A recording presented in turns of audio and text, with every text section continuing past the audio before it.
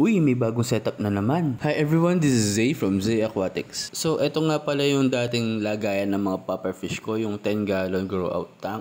So, ayan, naglagay lang ako ng mga aquatic plants yan para sa mga balon molly na ilalagay ko.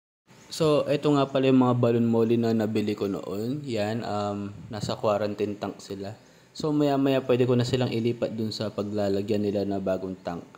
And ito naman yung mga platy na nabili ko rin. I-gender ko sila mamaya and ihihiwa-hiwalayin ko sila. Yun, para makapag-breed tayo ng mga platy. Ayan na nga, nalipat ko na yung mga balon molly. Yan, mekos-mekos lang sila dyan. Nakalimutan ko kung anong strain tong mga to. Pero 4 na female and 3 male sila dyan.